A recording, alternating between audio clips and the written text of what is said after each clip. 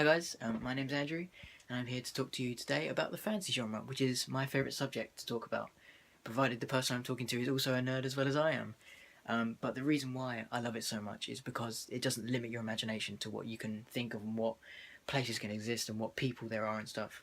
Like, you could have someone that can only talk during lightning, and the only word he can say is hello or something like that. But yeah, it's just, there's no limitation. Some of my favourite games include the fantasy genre are Skyrim, which is just amazing. The remastered was really good.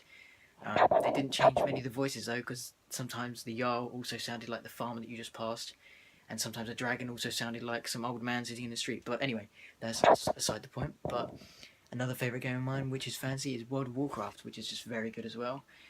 You could do so much in it. You can get flying mounts, you can get normal mounts, you can raid, you can do dungeons, all for good rewards as well, and it actually felt like you achieved something.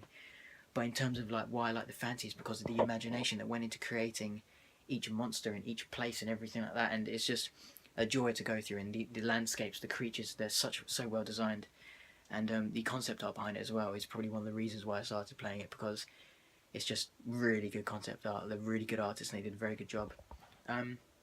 In terms of what I think about it in comparison to sci-fi, to probably a lot of people's anger, I prefer fantasy over sci-fi because sci-fi limits your imagination slightly. Not completely, only slightly, and then that's more than it does with fantasy.